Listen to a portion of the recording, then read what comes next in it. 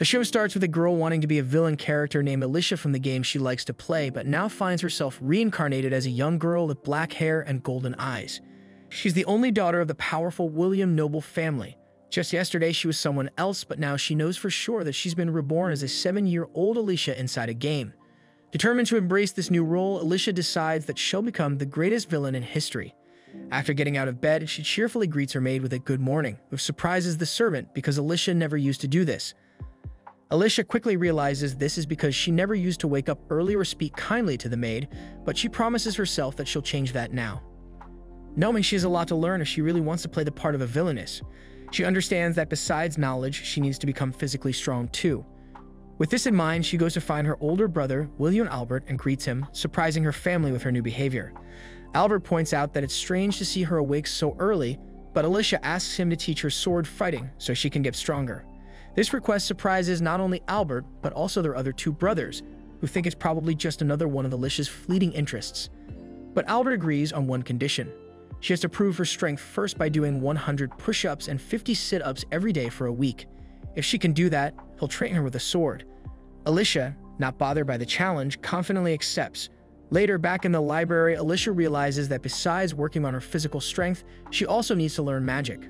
The William family, being one of the 5 noble houses, is known for their skill in dark magic, and Alicia knows she must master it too. In this world, magic consists of elements like darkness, light, water, wind, and fire. However, when Alicia looks for books on magic in the library, she can't find any.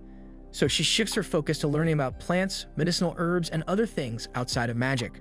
Alicia then throws herself into physical training, managing to do 50 push-ups on her first try, even though it's really hard for her. Still, she stays determined and keeps going because she wants to learn sword fighting and get closer to her goal of becoming the greatest villainess. The next morning, Alicia eagerly continues her training and is surprised to find that the exercises feel much easier. She thinks this new world might have something to do with her sudden improvement. Before long, she can do 500 sit-ups and 300 push-ups without any trouble. However, Alicia can't help but wonder why the original Alicia, the character from the game she used to play, was never able to achieve anything like this. The next day at breakfast, Alicia's family is still confused by her sudden change in behavior.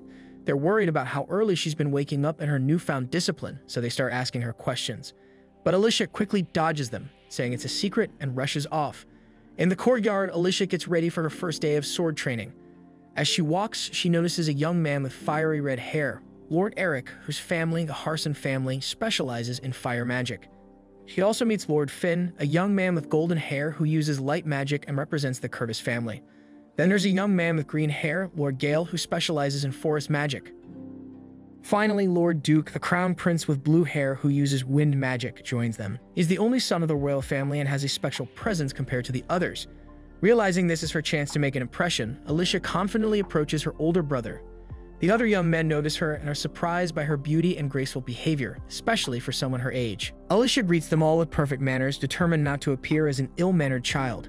The group is shocked at how different she seems from the rumors they had heard, but they also notice her unpredictable nature remains. Eager to start training, Alicia asks her brother to begin. But her brother, ever doubtful, reminds her that she can only start sword training if she completed all her exercises every day. Alicia, full of confidence, insists that she completed all the exercises. Her brother, still doubtful, is about to dismiss her when Alicia, feeling frustrated, grabs his sword. She kicks a tree, makes an apple fall, and slices it in half with impressive speed and precision. Stunned by her skill, her brother is finally convinced and agrees to start training her. A year later, Alicia is still deep into her sword training, practicing tirelessly. Her brother had taught her that the key to mastering swordsmanship is endurance, being able to carry and swing the sword for hours. Even though the routine is repetitive and boring, Alicia stays focused, driven by her goal to become the greatest villainess in history. She thinks to herself that without this ambition, she would have probably gotten bored long ago. During this time, Prince Duke has been visiting more often, and it seems he's developed feelings for Alicia. One day, he asks her why she trains so hard in swordsmanship. Alicia casually replies that she wants to have a strong grip, not revealing her true goal of becoming the strongest villainess. Later, Alicia's older brother gives the prince a book and teases him, asking why he's been visiting so much lately. At first, they think he's coming for the books, but soon it's clear to everyone that the prince has developed admiration, if not affection, for Alicia. The scene then shifts to a formal meeting between the noble families, including Alicia's father, Lord Arnold. He discusses the worsening situation in the village of L, explaining how it has become almost impossible to live there. The Duke expresses concern and says that aid was sent as quickly as possible, assuming the villagers would appreciate it. However, Arnold dismisses the Duke's concern, saying that Lana is known as a village of criminals. The Duke then changes the topic, saying their real focus should be the Golden Rose, a symbol of hope for the kingdom. The other noble families agree, adding that, as one of the 5 great noble houses, they should focus on bigger issues in the realm. Later, one of the lords mentions that his son Finn wishes for Lady Alicia to visit their estate. Arnold responds by saying he has already told her not to cause any trouble. The conversation then turns to how much Alicia has changed. The lords recall how she used to be selfish and uncaring, but now she's well-mannered and more mature. Arnold notes that about a year ago, she started spending most of her time in the library, and even he doesn't know what caused this sudden transformation. As the discussion goes on, Finn thanks Alicia for attending his tea party and mentions that King Albert will be joining them as a special guest. With the doors open, Alicia finds herself in the company of all the heirs of the 5 noble families, which makes her realize that this gathering is no ordinary tea party. Finn soon expresses concern about the king's late arrival, but the others reassure him that the king will be there soon. While waiting, Alicia notices a map and remembers from the game she used to play that her character, Alicia, was exiled to a foreign country by the end of the story. She begins to wonder if this fate is inevitable, as the events seem to be unfolding much faster than she expected. When the king finally arrives, Alicia is caught off guard, unsure why he would come. To her surprise, the king asks for her opinion on the current state of their kingdom. Although she feels nervous, Alicia gives a thoughtful answer. She explains that while the kingdom of Dorcas is powerful, it's not really a good nation. She points out that most of the wealth is held by the nobility, creating a huge gap between the rich and the poor. In places like Lana Village, many people can barely afford basic necessities, which could easily lead to a rebellion. The king agrees that the economy needs improvement and asks Alicia for her ideas on how to fix it. Alicia suggests using the nearby city of Kala and its gold mines. But instead of taking the mines by force, she proposes helping Kala gain independence. This way, they can avoid conflict while building strong trade relations. The king quickly understands that Alicia's plan is to indirectly benefit by supporting Kala's independence, ensuring a future trade advantage. Impressed by her response, the king leaves, satisfied with their conversation. As he departs, his assistant mentions that they have also located the Golden Rose, a symbol of great importance. Later, Alicia is happily enjoying a table full of sweets when Duke, who has been watching her, approaches. He gives her a belated birthday gift, a necklace with a small diamond. Alicia thanks him and promises to take good care of it, though she quietly wonders why he gave her such a valuable gift. In another scene, the king is discussing the discovery of the Golden Rose with his advisors. He explains that when his only daughter was born, a rare rose bloomed, leading people to believe she was destined to become the saint, a figure meant to guide the kingdom toward peace. This legendary saint is always linked to a special rose. Now, with both a blue rose blooming for Duke and a golden rose connected to a mysterious girl, it seems 2 people are destined to shape the future of the kingdom. The king recognizes that tough times are coming, as the legend says the saint must unite with a member of the royal family to guide the kingdom's destiny. The scene then returns to Alicia, who is reflecting in her palace. She resolves that if Duke ever falls in love with the heroine and asks her to step aside, she won't. Alicia is determined to carve her path as a villainess, one who will be remembered in history. This wraps up the first episode of I'll Become a Villainess, who goes down in history recap. If you enjoyed it, please hit the like button and don't forget to subscribe. Thank you for watching. Alicia studies a map in the library and notices the village of Lona is nearby, just across the forest. Curious to explore, as she only knows about Lona's struggles from books, she decides to see it for herself. Knowing her father wouldn't approve, she sneaks out at night.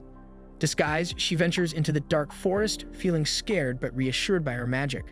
She soon finds and passes through the village's magical barrier, where she is immediately struck by a foul smell and sees a homeless person, shocked by the harsh reality. She worries about her noble status being discovered when suddenly a man approaches, asking why she's there. Though he's a stranger, she feels warmth from him, and he invites her to his home since it's late. Will apologizes to Alicia for not being able to offer her a drink. He introduces himself and immediately recognizes her as a noble, noting subtle clues like her breathing and scent. He explains that he once worked at the royal palace but was exiled after a conflict with someone of higher status, which cost him his sight. Alicia feels saddened by his story and is moved by his wisdom when he explains that history is studied to make today better than yesterday, and that knowledge is only valuable if it improves the future. Alicia shares her ambition to become the greatest villain in history, and though Will admits to harboring some resentment toward nobles, he feels hope that someone from high society might finally understand him. Before leaving, Alicia promises to return, expressing her desire to continue their newfound connection. 2 years pass, and during that time, Alicia continued her studies, practiced sword fighting and frequently visited Will in the village. One day, her brothers invited her to visit the city, and she agreed. While there, she mentioned that her brother Albert and some other boys had enrolled in the Magic Academy, where the heroine was also going to study this year. Alicia speculated that the heroine would meet the Prince Duke there, and that sparks of love would start between them. They eventually visited a shop that sold plants, where Alicia introduced herself to the owner, Paul, as Henry's little sister. Paul explained that his shop mostly carried rare medicinal herbs and herbal teas. He shared that he came from a family of forest magic users, which surprised Alicia. Paul clarified that he was a lower-ranked noble, and that he had opened the shop to help people with his knowledge of plants, which he found fascinating for their healing abilities. Paul picked up an herb, and Alicia immediately recognized it as Joja. She explained that adding a small amount of it could reduce high fevers quickly, calling it a unique and valuable plant just like she had read about in her books. Impressed, Paul commented on her knowledge, asking if she had an interest in plants. Alicia replied with a haughty tone, saying she needed to know these things for her studies, keeping up her villainous act. But Paul just laughed, amused by her response. Alicia considers why Paul didn't react negatively to her arrogance and concludes he must have a big heart. She becomes even more determined to study the proper behavior of a villainess. Later, Alicia and her brothers spend time with Prince Duke in the lounge, where they talk about their recent trip to the city. The Duke feels left out and is upset they went without him, expressing a desire to join next time. He asks Alicia what she wishes to do, and she thinks about testing her sword training skills. However, her father and brothers have consistently opposed her on this matter. The Duke suggests that her brother should allow her to try, but her brother insists that Alicia is too young and, as a girl, should not engage in such activities. Alicia challenges this by stating that gender should not determine what she can or cannot do, demanding a reasonable explanation for their decision. Her brother dismisses her argument, making it clear that his decision is final and she won't be allowed to train. Frustrated, Alicia declares that she will not return until she is given a valid reason, storming off with a sense of pride at her villainous attitude. While walking through the palace, Alicia overhears her brother discussing her stubbornness with their father, acknowledging that continually refusing her requests might eventually push her to act on her own.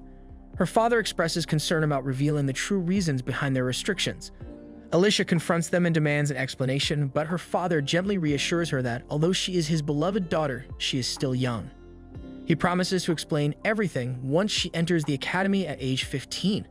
Though reluctantly, Alicia agrees and leaves. After she departs, her father expresses concern about her remarkable sword skills, which exceed typical abilities for someone her age. He worries that once Alicia takes the official test, it will be challenging to keep her talents hidden. His hope is for her to lead a normal, ordinary life away from the burdens of her abilities. Later, Alicia is lying on the couch, reflecting on her desire to become the greatest villainess. Realizing that doing nothing will not help, she decides to visit Will and share her concerns with him, hoping for guidance. She heads to the dark forest for her first daytime visit to Lona Village. As she walks through the village, Alicia encounters a scene of poverty and hardship. She notices two people quarreling and many villagers struggling to afford basic necessities like food and water. Alicia realizes she didn't know how bad things were in the village because she had only visited at night. She sees a child lying on the ground as a man approaches and kicks him hard, with enough force to be fatal. Alicia is about to step in, but Will grabs her, reminding her that he warned her not to come during the day. Holding her firmly, he insists they leave despite her protests about the child. He tells her to focus on her own safety first, and they head back home.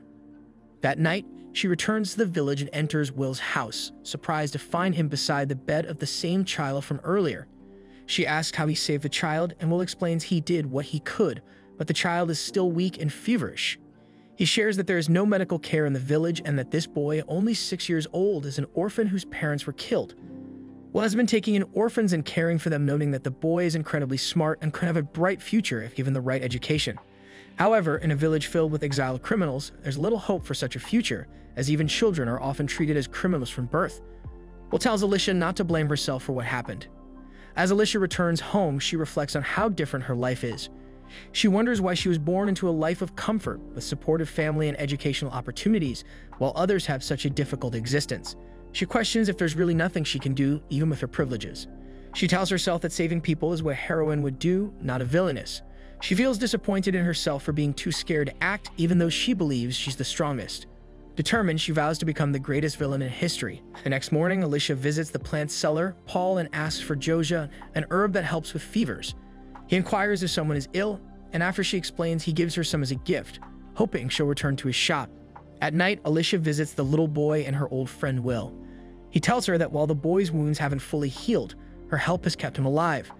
Will thanks her, but Alicia feels frustrated, saying that she feels powerless. She realizes that despite her efforts to become the greatest villainess, she needs to be able to act when it truly matters. Determined, she vows to dedicate all her energy to her studies and work harder to become a legendary villainess. The next morning, Alicia heads to the library, intent on mastering magic to make herself stronger. As she declares this, a magical aura surrounds her, and a hidden section of the library suddenly appears, filled with magic books. Amazed, she starts exploring this new section, realizing that magic has different levels. She learns that reaching levels above 50 requires the power of the 5 magical families, and the highest recorded level is 100. In one part of the game, both Prince Duke and the heroine even surpassed level 100. Alicia acknowledges that although the villain character was meant to be weaker, she won't let that limit her potential. She places a book on the floor and tries to make it float by channeling her magical energy through her fingertips. As she concentrates, the book begins to rise, and Alicia is thrilled to see it floating. But suddenly, the book falls and hits her, reminding her that she still has a lot to learn. Excited, she continues her training. After a few days, Alicia has mastered the ability to move objects in the library, achieving level 5 magic. Proudly, she feels a sense of accomplishment, but she also realizes she's drained and has a headache from using so much magical energy. Alicia's father informs her that the king has arrived and wants to speak with her. The king explains that he wishes to hear her thoughts and has brought his son along, knowing he's interested in meeting her as well. Alicia greets the king, noticing that all 5 noble family heads are present, and wonders if this is a sign of recognition.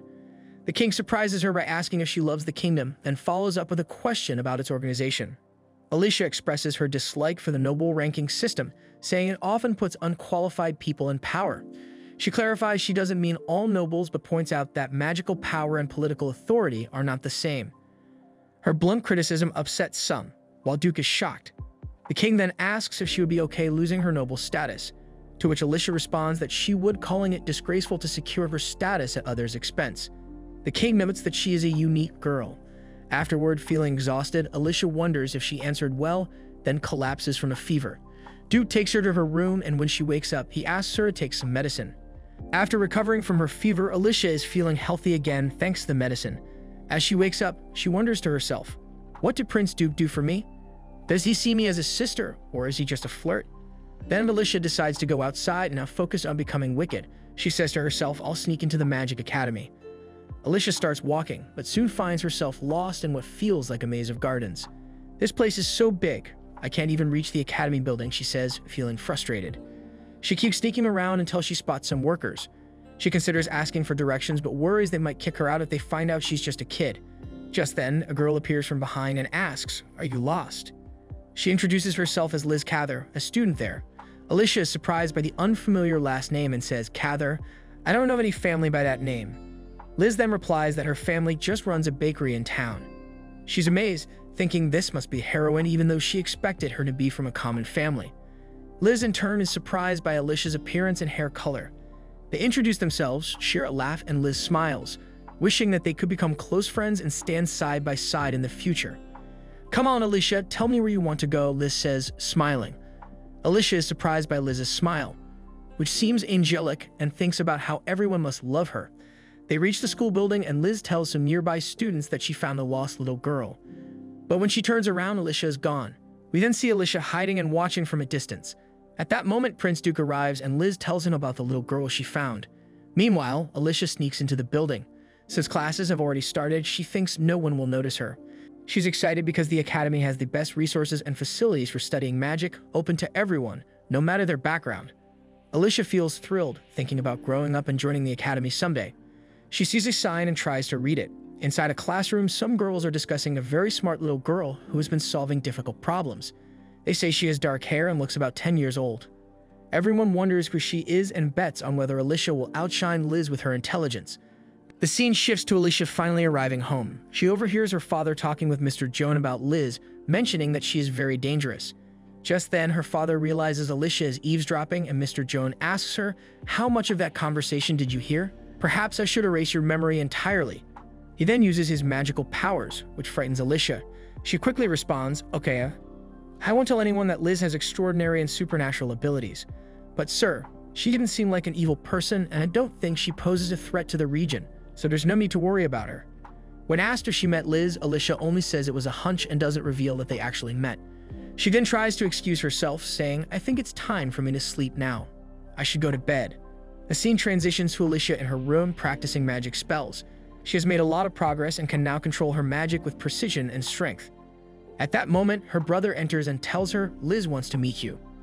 Alicia agrees to meet her, as she likes Liz very much. The scene shifts again to a gathering where Alicia plans to share her thoughts and ideas.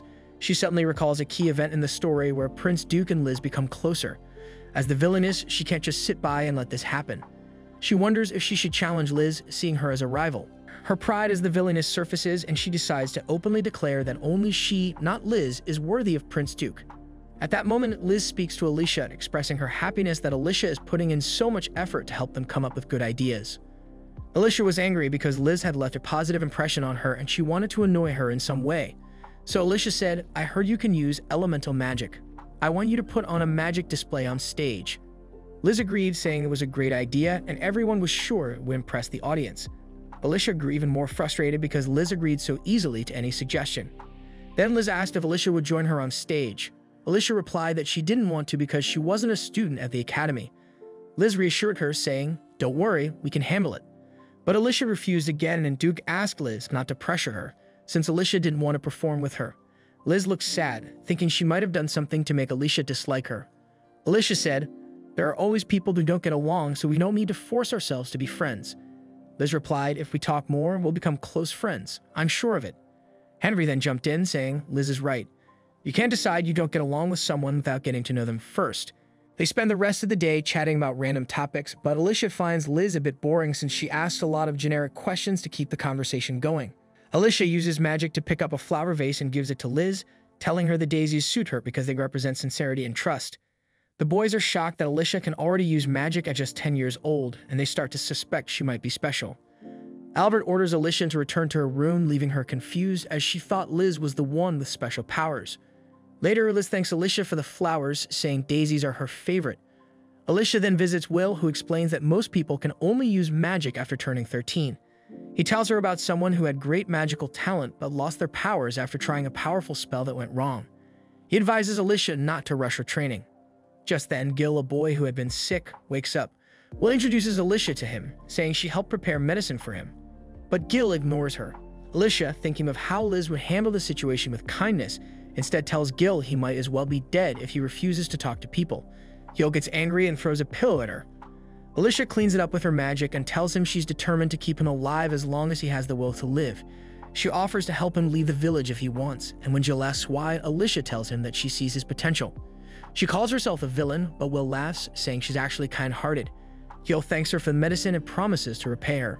Meanwhile, the heads of the noble families meet, and one of them wonders if Alicia might be the true saint, but the king thinks it's Liz because of her ability to use all magical elements. However, he orders two people, John and Arnold, to keep an eye on Alicia or she might lose control of her powers. Later, Albert tells Alicia that Liz's magic went out of control while practicing for the performance. Alicia wonders if Liz can still use magic, and Albert explains that the teachers helped bring her magic back under control. He asks Alicia if she had predicted this, but she denies it, saying she just wants to compete fairly with Liz. 3 years later, Alicia meets the king after being allowed to enroll in the Magic Academy. She reveals that she can now cast very powerful spells, impressing the king. He grants her permission to attend the academy, but asks her to keep an eye on Liz. The king asks Alicia if she knows the story about the legend of a saint. Alicia explains that the legend is about a girl who is loved by the gods and will eventually join the royal family, bringing good fortune to the kingdom. The king is impressed with Alicia's knowledge, especially since she not only read about the legend, but also encountered it in a game. The king believes that Liz is the saint from the legend and wants Alicia's honest opinion since she has spent time with Liz. Alicia doesn't hold back and tells the king that Liz is too idealistic and disconnected from reality. To her surprise, the king agrees. He then gives Alicia a copy of an essay that Liz wrote about Lana Village and asks for her feedback. When Alicia reads the essay, she finds it full of unrealistic ideas, which only confirms her earlier thoughts.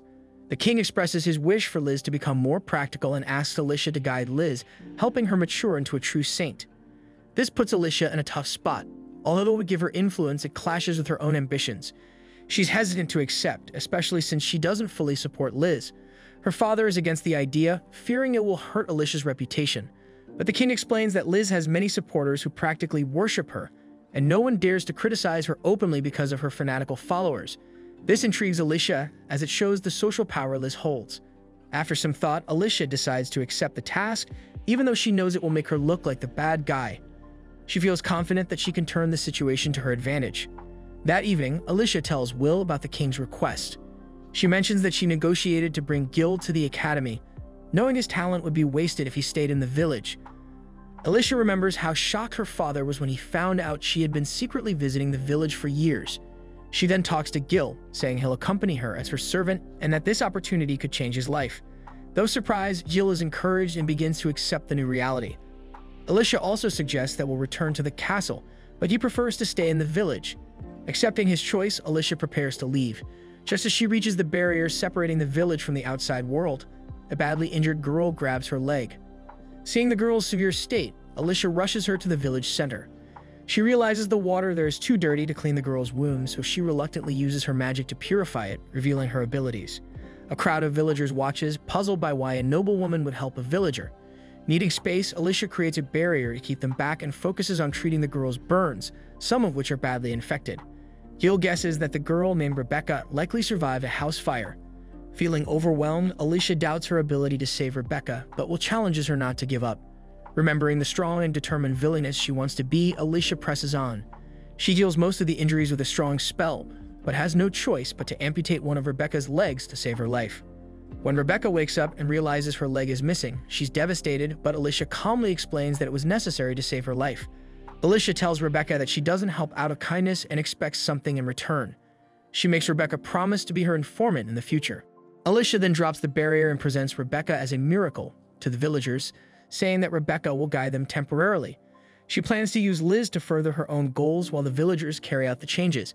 Will tells Alicia he doesn't want to lead the village, but he looks forward to the improvements she promised. Alicia leaves the village with Gil, giving Will a potion to cross the barrier. Gil steps outside the village for the first time and is amazed by the outside world, feeling as if he had been wrongfully kept inside. Alicia reassures him and tells him to hold his head high. As they head to the academy, rumors spread about Alicia and her commoner servant, Gil. Some girls who know Alicia from Liz's stories try to greet her, but Alicia dismisses them coldly, even pushing away a girl who touches her hair.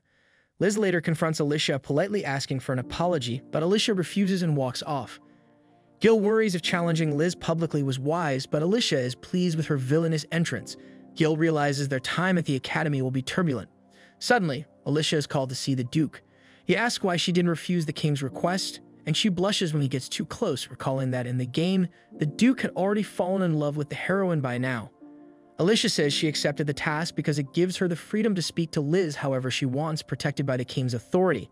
The Duke notices that she still wears the diamond he gave her, feeling happy, but Alicia quickly reminds him to behave properly and rushes off, embarrassed.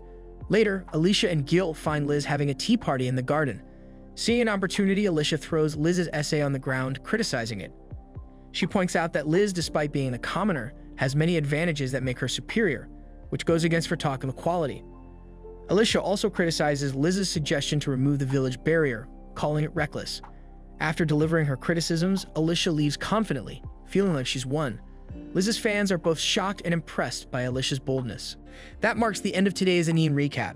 If you enjoyed the video and want more of it, please support the channel by leaving a like and subscribe. Let's help us reach a current goal of 10K subscribers.